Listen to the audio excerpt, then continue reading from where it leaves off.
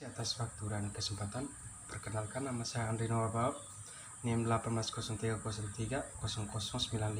Saya dari jurusan Sosiologi semester 7. Pada video kali ini saya akan menjelaskan fenomena kebijakan sosial pasca COVID-19. Pandemi penyakit coronavirus atau yang biasa disebut dengan COVID-19 di Indonesia membawa dampak sosial ekonomi yang besar di luar sektor kesehatan.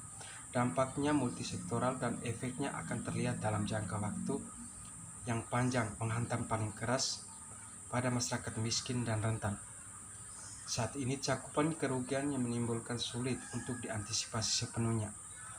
Sementara pemerintah tengah berupaya meredam dampaknya, terutama yang miskin yang paling rentan akan terkena dampak parah dari pandemi ini. Rumah tangga yang dikepalai oleh perempuan serta anak-anak mereka pada khususnya akan sangat berdampak. Memantau dan menilai dampak sosial ekonomi pandemi terhadap rumah tangga merupakan langkah pertama yang penting dan harus diambil untuk mengumpulkan data dan menghasilkan bukti guna membantu menanggulangi dampak tersebut. Kesulitan yang dialami masyarakat selama pandemi COVID-19 telah mempengaruhi kehidupan ekonomi, diantaranya di tataran rumah tangga, di mana 50% diantaranya mengalami kesulitan keuangan, keterbatasan lapangan pekerjaan karena kegiatan bisnis yang lesu akibat dari kebijakan pembatasan sosial berskala besar atau PSBB, menyebabkan berkurangnya pemasukan rumah tangga di saat harga berbagai kebutuhan sehari-hari cenderung meningkat. Akses untuk mendapatkan layanan dasar sosial juga semakin sulit di saat pandemi, sehingga masyarakat kesulitan untuk memperoleh pangan berkualitas untuk gizi yang layak, layanan kesehatan, dan pendidikan bagi anak. Perlu analisa lebih dalam terkait dampak ekonomi sosial pandemi pada pendapatan dan pengeluaran rumah tangga di Indonesia, sehingga pemetaan masalah menjadi jelas dan lebih mudah diatasi. Ada berbagai macam dampak negatif yang dialami masyarakat selama pandemi. Yang pertama, banyak masyarakat yang terkena PHK. Seperti yang kita ketahui bahwa dengan munculnya COVID-19, banyak perusahaan yang mengalami penurunan penghasilan, sehingga banyak perusahaan yang jatuh akibat COVID. Bahkan ada perusahaan yang dengan cepat mengambil keputusan untuk menutup sebuah perusahaan. Dengan kejadian ini, maka masyarakat yang mulai terkena PHK, sehingga banyak masyarakat yang mulai mengalihkan profesi, bahkan menganggur dan mengambil keputusan untuk pulang ke kampung halamannya. Yang berikut, menurunnya perekonomian pada masyarakat kecil. Banyak masyarakat kecil yang mengalami krisis ekonomi akibat pandemi COVID-19. Hal ini disebabkan oleh pembatasan sosial berskala besar atau PSBB, sehingga banyak pusat perbelanjaan ditutup seperti pasar, yang merupakan tempat di mana masyarakat kecil bisa menjual hasil bumi atau hasil usaha masyarakat sendiri. Hal ini tentu sangat terlihat terutama pada masyarakat pedesaan, di mana sebuah pasar merupakan tempat di mana mereka mencari dan mendapatkan penghasilan untuk memenuhi kebutuhan ekonomi setiap harinya. Yang berikut, rendahnya tingkat pendapatan bagi pengusaha kecil. Seperti yang kita lihat sekarang, banyak pengusaha kecil yang terkena dampak COVID-19. Contohnya, pengusaha kecil rumah-rumah makan yang ada di pinggiran jalan, di mana dengan munculnya COVID atau sangat mempengaruhi tingkat pendapatan mereka, sehingga mereka dipaksa dengan berbagai macam cara supaya usaha bisa tetap bertahan untuk kebutuhan ekonomi mereka.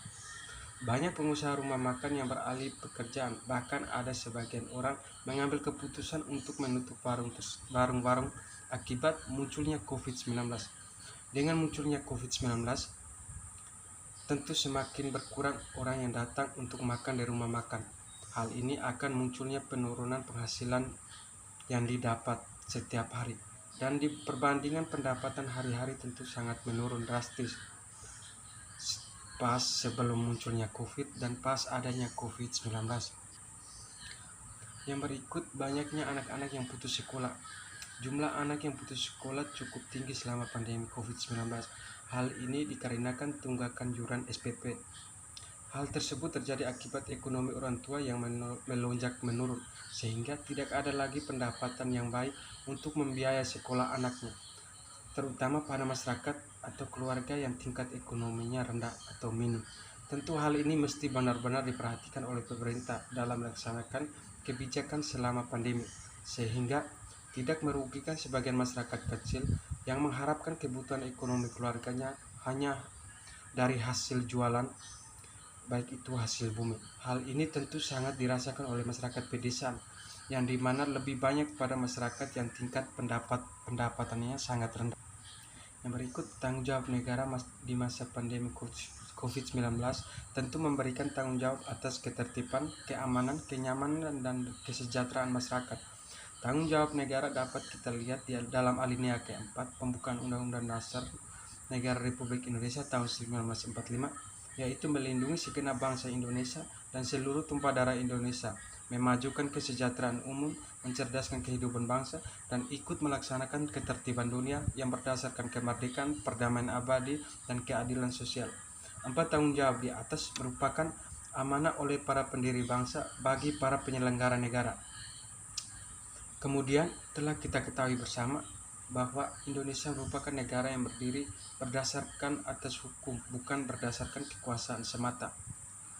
Undang-Undang Negara Kesatuan Republik Indonesia tahun 1945 memiliki posisi yang prinsipil sebagai pedoman atas tata dan laksana kehidupan kenegaraan, pemerintahan, dan kemasyarakatan, tak terkecuali menafaskan eksistensi konsep negara.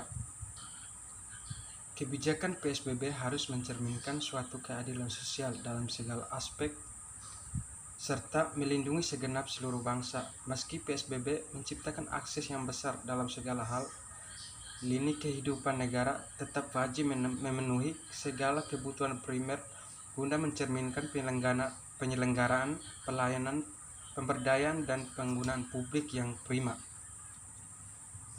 Pandemi telah banyak menimbulkan dampak dan perubahan dunia di Indonesia sendiri. PGBLUK telah memberikan dampak signifikan dalam semua sektor kehidupan bangsa Indonesia, mulai dari sektor kesehatan, sektor ekonomi, sektor pendidikan, sektor keagamaan, dan sektor lain yang terkena imbasnya. Pemerintahan pusat telah melakukan berbagai upaya untuk menangani pandemi COVID-19. Di sektor kesehatan, pemerintah telah berupaya mempercepat pelaksanaan social distancing dan Premier 3T, memenuhi obat antiviral untuk pengobatan pasien COVID-19, pemenuhan kebutuhan oksigen, percepatan vaksinasi untuk seluruh penduduk Indonesia. Di sektor ekonomi, pemerintah telah melakukan percepatan dalam penyaluran ragam bantuan sosial atau bansos untuk masyarakat, serta di sektor lainnya pemerintah telah mengeluarkan skema-skema kebijakan untuk meminimalisir dampak pandemi. Semuanya yang dilakukan semata-mata untuk melindungi seluruh masyarakat Indonesia. Akan tetapi, apa yang diterapkan semuanya ini belum sesuai kenyataan, dan ini berdasarkan fakta yang terjadi di daerah saya sendiri, yakni di Provinsi Nusa Tenggara Timur, terutama di Pulau Flores, Kabupaten Ageo, tempat asal saya. Saya ambil contoh tentang bantuan-bantuan sembako yang dibagikan kepada masyarakat yang belum tepat sasaran. Seperti yang kita ketahui bersama bahwa dengan munculnya COVID-19 membawa dampak yang sangat besar terutama bagi masyarakat yang kurang mampu atau tingkat pendapatannya yang rendah, di mana masyarakat kecil harus berjuang dengan segala cara untuk bisa mempertahankan ekonomi keluarganya. Masyarakat berusaha mengikuti berbagai kebijakan yang ada seperti PSBB yang berlaku cukup lama. Walaupun kebijakan tersebut memicu ekonomi mereka sendiri, tapi mereka selalu berusaha untuk bertahan dengan keadaan tersebut. Masih banyak sekali masyarakat yang tidak mendapatkan pemerataan bantuan dari pemerintah. Bahkan ada masyarakat yang tidak sama sekali menerima bantuan COVID tersebut. Yang sebenarnya bantuan tersebut lebih diutamakan bagi masyarakat yang ekonominya kurang mampu. Malah bantuan tersebut lebih diutamakan kepada masyarakat yang ekonominya menurut saya sangat mampu atau yang penghasilan di atas rata-rata. Selain itu, bantuan yang kurang tepat sasaran. Ada juga penyediaan vaksin yang kurang berkenan bagi masyarakat yang terpapar COVID, contohnya tempat karantina. Menurut saya seharusnya tempat untuk karantina bagi masyarakat yang terisolasi harus benar-benar diperhatikan, seperti tempat yang layak ditinggal dan bersih dari berbagai polusi, sehingga masyarakat yang terpapar COVID bisa betah dan bisa kembali sehat. Dan juga pola makan harus teratur di tempat karantina tersebut, sehingga pola kesehatan mereka bisa terjaga dan keadaan bisa normal dari gejala COVID tersebut. Ada juga berbagai macam hal lainnya yang saya temukan seperti penyediaan fasilitas di rumah sakit bagi pasien COVID-19. Hal yang sering ditemukan yakni tidak pemerataan fasilitas bagi masyarakat kecil dan masyarakat kelas atas yang terpapar COVID. Hal ini tentu bertentangan dengan aturan yang ada, di mana seharusnya pihak rumah sakit melakukan pemerataan fasilitas umum yang ada bagi pasien COVID. Malah mereka lebih mementingkan sekelompok masyarakat yang beradab dibandingkan dengan masyarakat jelata atau masyarakat biasa lainnya. Dan juga yang sering ditemukan berkaitan dengan penyelenggaraan vaksinasi yang terjadi tentu masih minim, di mana bagi masyarakat pedesaan atau perkampungan sangat susah untuk mendapatkan vaksinasi. Bahkan mereka harus rela ke kota untuk mencari vaksin yang tersedia di kota. Artinya pemerintah harus benar-benar memperhatikan vaksinasi yang ada, sehingga pemerataan vaksinasi di pedesaan bisa sama dengan penyediaan vaksin di perkotaan, sehingga tidak menyusahkan bagi masyarakat kecil yang harus berkorban waktu untuk mencari vaksin di daerah perkotaan.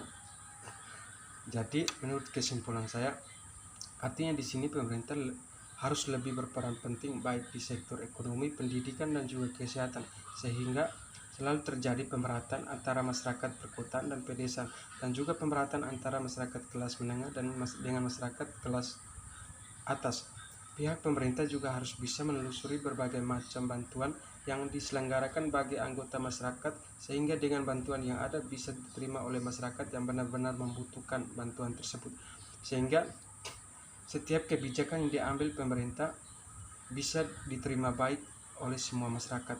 Artinya masyarakat benar-benar puas dengan kebijakan yang sudah dibuat oleh pemerintah, karena mereka merasa walaupun ekonomi mereka selama pandemi sangat menurun, tapi mereka benar-benar puas dengan apa yang sudah disediakan oleh pemerintah selama pandemi berlangsung, dan mereka juga merasakan pemerataan antara masyarakat kota dan masyarakat desa, dan antara masyarakat kelas menengah bawah dengan masyarakat kelas menengah atas.